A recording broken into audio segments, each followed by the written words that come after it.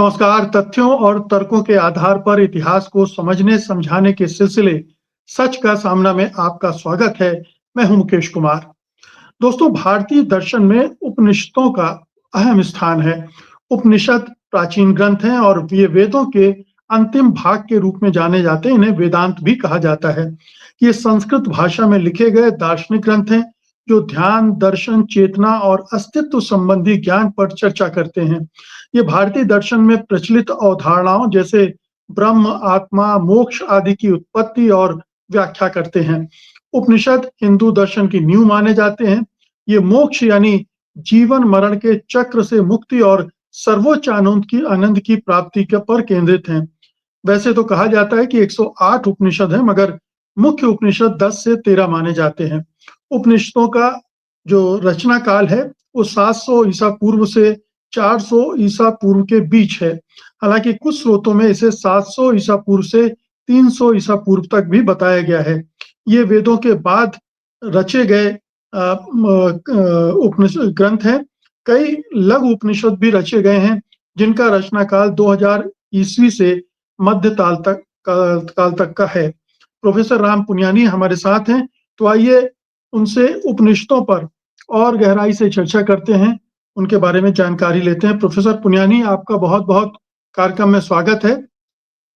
धन्यवाद।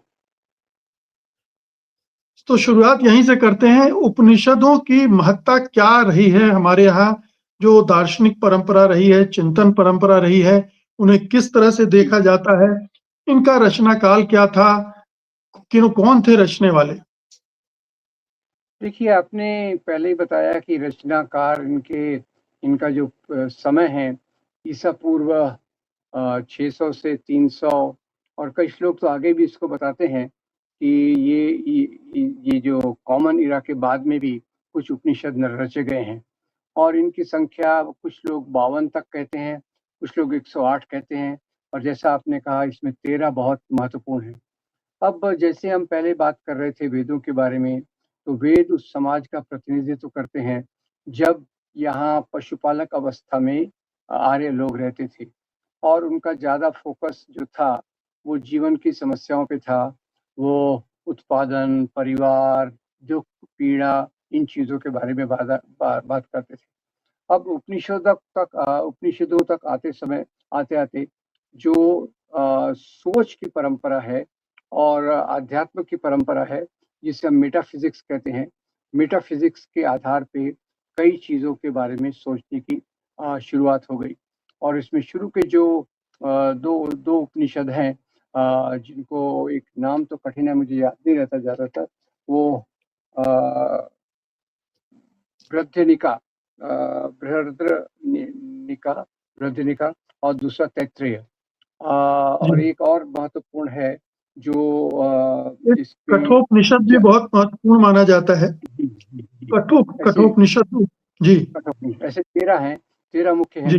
अब इनमें मुख्य रूप से क्या है कि एक तो पहले सबसे बड़ी बात जो कही गई है, जैसे मैंने कहा, मेटाफिजिक्स इनका मुख्य आधार है, अध्यात्म इनका मुख्य आधार है।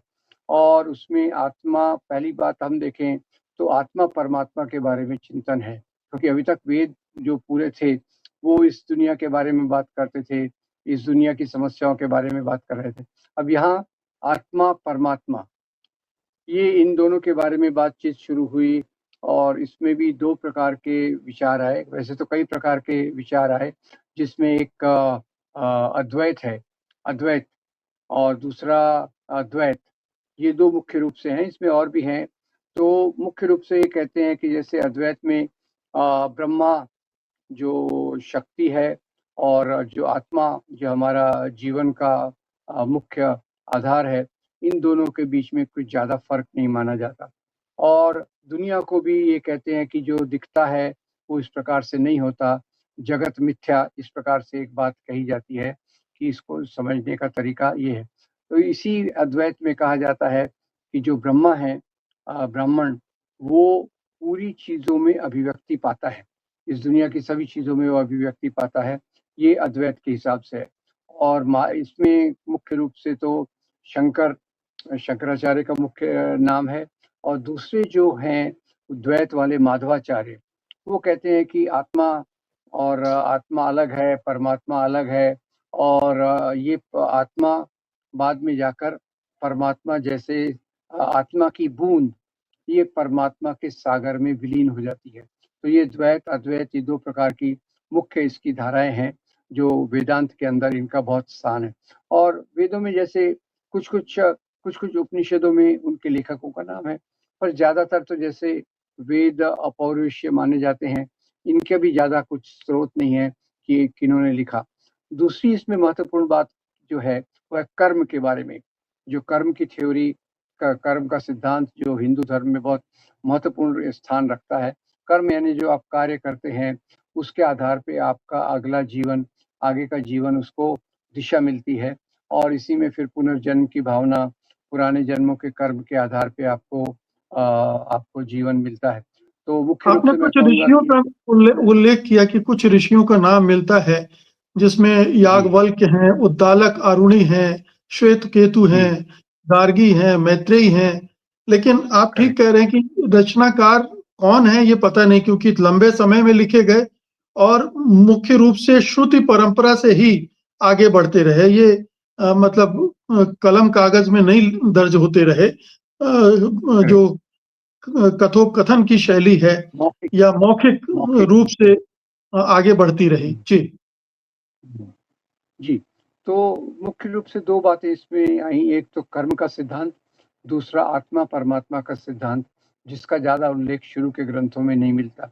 तो मैं ऐसा समझता हूँ कि जैसे आर्य एक पशुपालक अवस्था से शहरी अवस्था में आए, ज़्यादातर इनका उपनिषदों की शुरुआत जो होती है, वो शहरों में आने के बाद और जब कुछ उत्पादन में सफलता मिली, तो कुछ लोगों को सोचने का और इस प्रकार की बातों पे मेटाफिज़िकल अध्यात्म की बातों पर जाने का ये अवसर मिला। तो जैसे आपने बिल्कुल सही कहा कि ये जिस प्रकार से हिंदू फ़िलॉसफ़ी, हिंदू दर्शन का ये आधार रूप है, यही मुख्य रूप से हिंदू दर्शन शास्त्र का आधार बनते हैं, जिसमें कई चीज़ों में दूसरी बात ये जो है वेदों में बलि प्रथा का बहुत महत्व था और इसमें बलि को उतना महत्व नहीं दिया जाता। एक जगह क कहा जाता है कि बलि से ज़्यादा तो ज्ञान ज़्यादा महत्वपूर्ण है और क्योंकि जैसे वैदिक काल आगे चलता है, तो उसमें दान देने की, बलि देने की परंपरा बहुत आगे चलती है।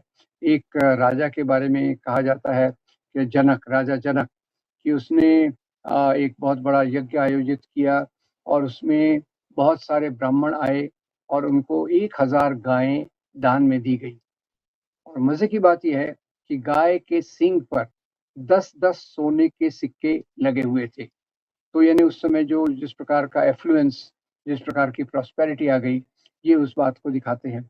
उसी के साथ-साथ तपस्वी की महत्ता को बताया गया, तपस्वी को ज़्यादा महत्वपूर्ण बताया गया और ये तपस्या से ही ज्ञान मिल सकता है, तपस्या से ही हम आगे चल सकते हैं, ये बातें सामने आई।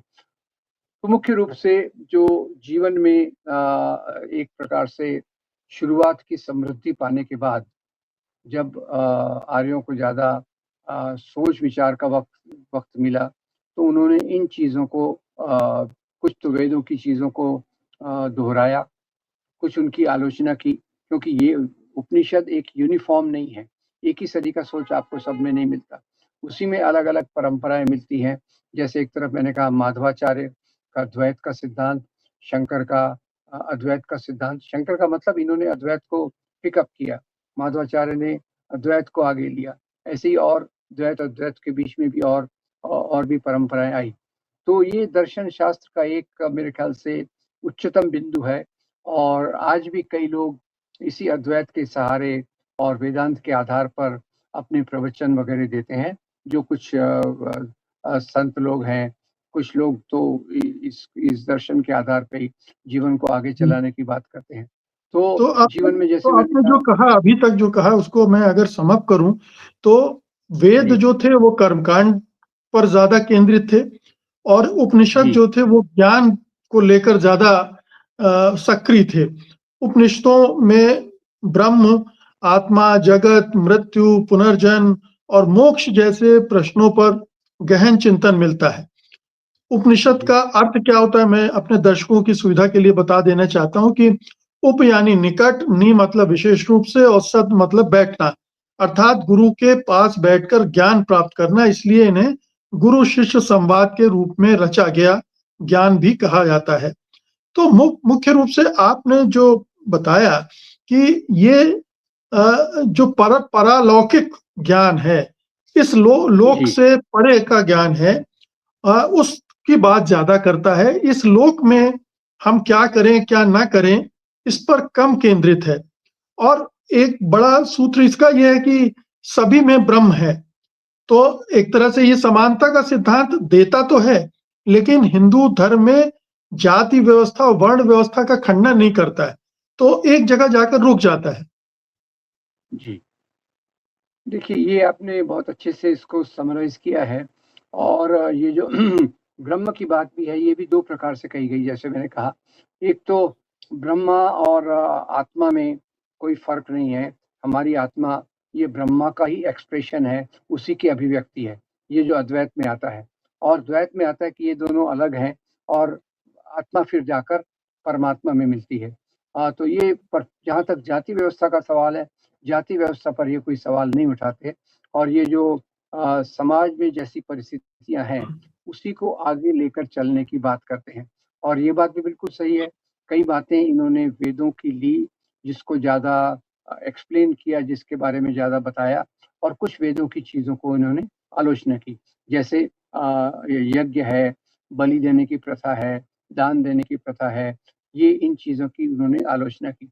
तो ये कहा जा सकता है कि ये वेदों की ये कड़ी में ये एक अगला स्टेज है, जहाँ की आर्य अपने भौतिक जीवन से जुड़ी हुई बातों से परे जाकर आध्यात्मिक जीवन, लोक परलोक, आत्मा परमात्मा, कर्म का और ख़ास तौर से कर्म का सिद्धांत, इसके बारे में वो लोग ज़्यादा अपने चीज़ों में कहते हैं और इसमें कुछ ज़्यादा तो स्त्रियों के बारे में उल्लेख नहीं आता, पर स्त्रियों के बारे में केवल वो मैत्रेयी, गार्गेयी ये 2 महिलाओं का उल्लेख ख़ास तौर से आता है कि जो पुरुषों से इसके बारे में बात करती थी, चर्चा करती थी, जिनका उल्लेख भी उपनिषद में नोंद किया गया है।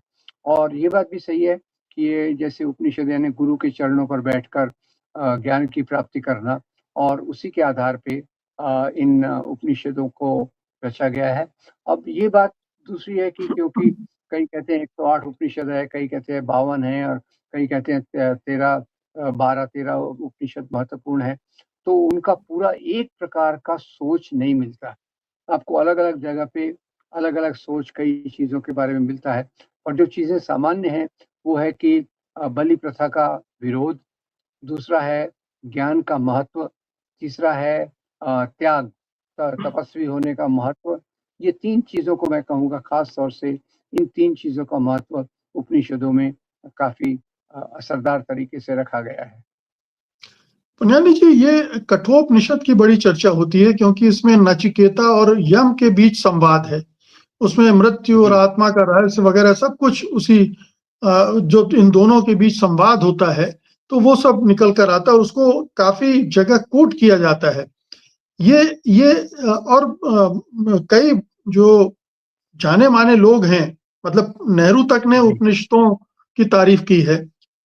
तो जी, ये तारीफ़ क्या इसलिए है कि इसमें एक तरह का चिंतन-मनन है, शास्त्रार्थ है, इसमें स्त्रियों जी। की भी थोड़ी बहुत भूमिका है, लेकिन मोटे तौर पर ये ब्राह्मणों द्वारा ही रचे हुए ग्रंथ होंगे या ये कोई कहा नहीं जा सकता कि वो रचने वाले लोग ब्राह्मण ही थे या नहीं थे? अब देखिए ये क्योंकि हिंदू परंपरा जिसको हम कहते हैं मोटे तौर पर, उसमें चिंतन मनन का ज़्यादा स्थान उपनिषदों में ही है और एक है बाद के उपनिषदों में कुछ क्षत्रिय वैसे मुख्य रूप से तो ये ब्राह्मणों की ही रचनाएँ हैं। कुछ बाद के उपनिषदों में क्षत्रिय क्षत्रिय भी अपना योगदान देते हैं, विचार की प्रक्रिया में और दूसरी प्रक्रिया में और स्त्रियों का योगदान नगण्य है। 2-3 स्त्रियों के अलावा और आपको ज़्यादा उनका योगदान इसमें दिखता नहीं है। पर हाँ, ये बात है कि कुछ बाद के उपनिषदों में क्षत्रिय परंपरा से कई लोगों ने इसमें योगदान देने की कोशिश की है, पर मुख्य रूप से तो ब्राह्मणवादी मूल्य, ब्राह्मणों का योगदान वो इसमें काफ़ी महत्वपूर्ण है। और जैसे नेहरू और कई लोगों ने उपनिषदों को काफ़ी बताया, वो इसी कारण कि भाई हिंदू धर्म का जो दर्शन शास्त्र है, उसकी जड़ें उपनिषद में ही हैं। और ये दर्शन शास्त्र में भी जो अलग-अलग प्रवाह आते हैं, वो अलग-अलग प्रवाह भी उपनिषदों में शुरू से ही प्रस्थापित हैं। कोई उसमें जैसे मैंने कहा कि कोई एक यूनिफ़ॉर्मिटी नहीं है, कोई एक रूपता नहीं है। उसमें भी अलग-अलग प्रकार के फ़िलॉसफ़ीज़, अलग प्रकार के दर्शन, जीवन को देखने का तरीका, जीवन को समझने का तरीका, ये अलग-अलग प्रकार से भी उसमें है। यहाँ तक कि बाबा साहब अम्बेडकर ने भी उपनिषदों की तारीफ की, उसके ज्ञान की तारीफ की। लेकिन अंत में उन्होंने जी। कहा कि ये समता की बात तो करते हैं, लेकिन उससे आगे नहीं बढ़ पाते। इस लिहाज से ये इनइफेक्टिव रह जाते हैं। उन्होंने कहा कि उपनिषद जो हैं उच्च कोटि के आध्यात्मिक ग्रंथ हैं, लेकिन जाति व्यवस्था के प्रश्न पर मौन या बिल्कुल अप्रभावी हैं। सैद्धांतिक समानता तो करते हैं, लेकिन व्यवहार में पूरी तरह से असफल हैं। हुँ, देखिए, ये बाबा साहब की बात बिल्कुल सही इसलिए है कि उपनिषद भी जाति व्यवस्था के बारे में और जाति व्यवस्था के उन्मूलन के बारे में कोई भी बात नहीं करते। जो वो चलते हैं इसी आधार पे जैसे हैं, उसको लेकर ही वो आगे चलते हैं। और जैसे मैंने बताया कि ब्राह्मणों के अलावा कुछ क्षत्रियों ने भी कुछ-कुछ उपनिषदों में अपना योगदान दिया। तो भले ही इसमें ज्ञान के बारे में काफ़ी कुछ है, तपस्या के बारे में है, कर्म के बारे में है, पर जहाँ तक जातियों का सवाल है, उसके बारे में उपनिषद में एक एक प्रकार का मौन है। और वर्ण और जाति व्यवस्था के बारे में जो वो क चुपचाप रहते हैं और जो परिस्थिति जैसी थी, उसी के आधार पे अपनी विचार को, सोच को आगे ले जाते हैं। उसको एक समानता की बात जो हमारा मुख्य उद्देश्य रहा है बाबा साहब जैसे लोगों के आंदोलनों का, वो उससे पूरा अलग है। यहाँ एक बात और भी बता दूँ कि कुछ उपनिषद, ज़्यादातर उपनिषद तो गौतम बुद्ध के पहले के लिखे हुए हैं और कुछ उपनिषद बाद में भी लिखे हुए हैं। और गौतम बुद्ध जो थे, ऐसा कहा जा सकता है कि उपनिषद ज़्यादातर भाववाद, आइडियलिज़्म को अपना आधार लेके चलते हैं। जबकि गौतम बुद्ध ये मटीरियलिज़्म या भौतिकवाद इसमें गौतम बुद्ध हों, चारवाक हों, ये इन परंपराओं को लेकर आगे चलते हैं। तो दोनों में एक प्रकार का बाबा साहब आम्बेडकर इनको जा एक एक लेवल पे इसकी तारीफ़ कर सकते हैं, पर क्योंकि उनका मेजर फ़ोकस मुख्य आधार था जाति व्यवस्था का, वर्ण व्यवस्था का उन्मूलन, तो उसके हिसाब से उनको उपनिषद में कुछ नहीं मिलेगा।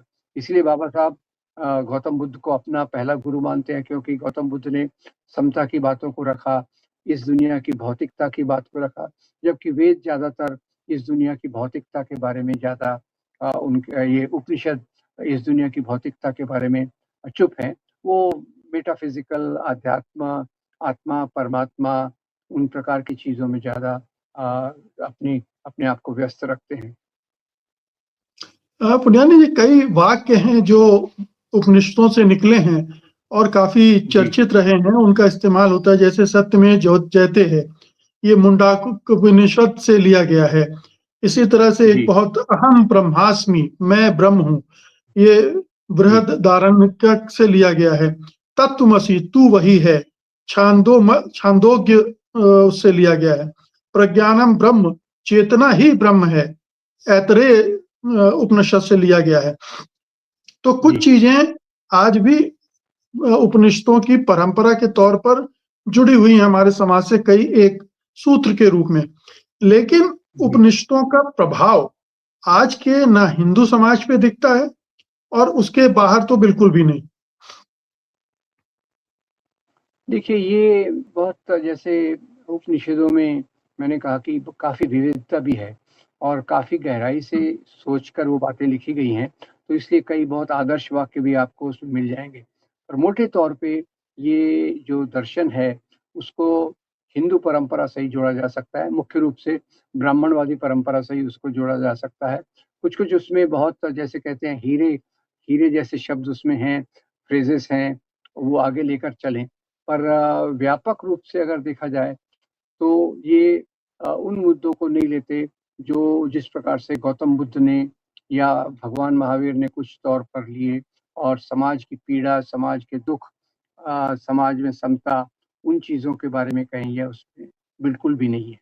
तो उपनिषदों का जो उनकी तारीफ़ करना एक लिमिटेड सीमित तौर है, क्योंकि इसमें पूरी वो व्यापकता नहीं है, जो समाज का पूरा दर्शन बताकर उसको बदलाव की बात करे और एक सही बराबरी की दिशा में ले जाए, ये उसमें नहीं मिलेगा। क्या ये हम देख सकते हैं कि उपनिषदों का असर जो बाद में धर्म आए जैसे जैन धर्म या बौद्ध धर्म, उन पर भी पड़ा? भले ही वो उनकी प्रतिक्रिया में हो और भले ही उनसे कुछ लेना हो या उनके आगे जाने की बात करनी। देखिए, ये जैन धर्म और बौद्ध धर्म तो मुख्य रूप से जो जैसे उपनिषद में परमात्मा की बात की है, तो जैन धर्म और बौद्ध धर्म उस पर जाते भी नहीं हैं। उपनिषद में जैसे समता की बात पूरी गायब है, या खास तौर से बौद्ध धर्म में समता की बात का बहुत महत्व है। तो निश्चित रूप से उपनिषद वो बैकड्रॉप होगा जिसको लेकर जैन और बौद्ध परंपराओं ने उसके विरोध में या कुछ चीज़ें उनके असर के कारण बौद्ध और जैन धर्म में आई होंगी। पर बाकी तौर से बहुत ज़्यादा, जहाँ तक दर्शन शास्त्र के हिसाब से कहा जाए, तो बुद्ध और उपनिषद, इनमें आपको समानता नहीं मिलेगी। हो सकता है क्योंकि वो उस समय प्रचलित थे, तो उसकी प्रतिक्रिया में या उसके बैकग्राउंड में रखकर बौद्ध और जैन धर्म की दर्शन शास्त्र का विकास हुआ। क्या ये कह सकते हैं कि आदि शंकराचार्य ने जो 10 उपनिषदों का भाष्य लिखा, उसकी वजह जी। से ये उपनिषद और ज़्यादा हाइलाइट हुए? अन्यथा शायद उतना न जाने पढ़े और पहचाने जाते। अब जहाँ तक शंकराचार्य का सवाल है, मुझे तो लगता है कि क्योंकि बौद्ध धर्म का विकास हो रहा था, उनका दर्शन काफ़ी प्रचलित हो रहा था, तो उसको रोकने के लिए शंकराचार्य ने ये पूरा किया। तो जो 10 उपनिषदों को उन्होंने सामने रखा, वो वही उसी प्रकार के हैं कि जो जैसे बौद्ध धर्म को यहाँ से समाप्त करने के लिए जो प्रतिक्रांति हुई, ये उसी का एक भाग है। बाबा साहब तो इसको कहते हैं कि बौद्ध धर्म का आना एक क्रांति था, और ये इसके बाद में जो ब्राह्मणी ग्रंथ और ब्राह्मणी व्यवस्था आई, उसको वो प्रतिक्रांति के रूप में देखते हैं। तो मैं ये कहूँगा कि भई उपनिषद और वेदों में जो है वो पूरा गौतम बुद्ध के और उसके इससे पूरा उलट एक तरीका है। गौतम बुद्ध जहाँ कहते हैं कि अहिंसा हो, सत्य हो और समता हो, तो उपनिषद में वो उन्हीं चीज़ों को लेके चलते हैं जो इसके उलट भी हो सकती हैं, कहीं-कहीं उससे कुछ थोड़ा मेल खाती हैं। और जैसे मैंने कहा कि ज़्यादातर वो चीज़ें हैं जो एब्स्ट्रैक्ट हैं, मेटाफ़िज़िकल हैं, जिनको हम अध्यात्म का नाम पे रखा जाता है, तो उसके कारण उसमें फ़र्क बहुत स्पष्ट है। और शंकराचार्य का वही मुख्य उद्देश्य था, क्योंकि बुद्ध धर्म बढ़ रहा था, उनकी विचारधारा बढ़ रही थी, लोगों में उसकी अपील ज़्यादा थी, उसके कारण ब्राह्मणवाद कमज़ोर हो गया था। तो ब्राह्मणवाद को प्रस्थापित करने के लिए शंकराचार्य ने वो जो कोशिश की, और उसके आधार पे उन्होंने उपनिषदों से वो लिया, जो इस गैर बराबरी को ज़्यादा मज़बूत करता था, और उसी के आधार पे उन्होंने भारत में भ्रमण करके 4 मठ भी स्थापित किए, और अपने इन उपनिषदों को, जो गैर बराबरी के बारे में बात करते थे, उनको ज़्यादा प्रस्थापित करने की कोशिश की। जी, तो कुल मिलाकर ये उपनिषद वाला जो पूरा एक पीरियड है प्राचीन जी, इतिहास का, जो हम बोल रहे हैं कि 300-400 से लेकर 600-700 साल के बीच का है, ईसा पूर्व। वो जी। वो उस पूरे पीरियड को कैसे देखेंगे? जो पूरा उपनिषदों का रचना काल है, उसे किस तरह से देखेंगे आप? देखिए, ये ऐसे कहा जाए तो ये बौद्ध धर्म के प्रीसीडिंग है, उसके पहले का है, और वो पीरियड को तो देखेंगे कि हम जहाँ जो ये आर्य समाज था, वो आध्यात्मिकता को विकसित कर रहा था। जो उनका भौतिक आधार था जीने का, उसका वो दर्शन शास्त्र खोज रहा था और वो उसमें पूरे आर्य जीवन का जो हमको प्रतिबिंब मिलता है वेदों में और दूसरी जगहों पे, उसी का एक ये दार्शनिकीकरण था।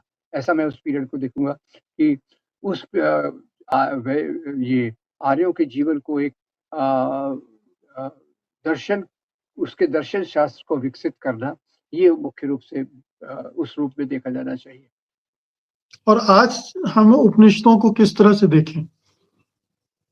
देखिए, आज मेरे ख़्याल से उपनिषदों को ज़्यादा महत्व देने की ज़रूरत नहीं है, ऐसा मेरा ख़्याल है। क्योंकि ये जहाँ तक हम वही चीज़ों को आगे ले जा सकते हैं, जिसमें समता की बात हो, जिसमें ऊँच-नीच की बात ना हो। ये आत्मा, परमात्मा और जो चीज़ें हमको भौतिक इस दृष्टि से दिखती नहीं हैं, उसको भाववाद को जो बढ़ाते हैं जगत को माया कहते हैं, जगत को मिथ्या कहते हैं, उसको लेकर तो हम आगे जा नहीं सकते। तो आज के समय में तो मेरे ख़्याल से गौतम बुद्ध के सिद्धांत ज़्यादा रेलेवेंट हैं, ज़्यादा हमारे समाज के लिए महत्वपूर्ण हैं और एक अध्ययन के लिए समाज के अध्ययन के लिए उपनिषदों का महत्व है और उसको वहीं तक सीमित रखना चाहिए, जहाँ तक हमारा जीवन है, उसमें उनका एप्लीकेशन जो है, वो काफ़ी लिमिटेड सीमित होना चाहिए। हम कोई-कोई पैरा पर उठा सकते हैं, कोई उनके सुंदर फ्रेजेज़ को उठा सकते हैं, जो हम समाज में उपयोग कर सकते हैं, पर पूरे तौर से उपनिषदों पर आश्रित रहना, ये गलत होगा। जी, बहुत-बहुत शुक्रिया प्रोफ़ेसर पुनियानी। इस बातचीत के लिए धन्यवाद। धन्यवाद आपका। नमस्कार।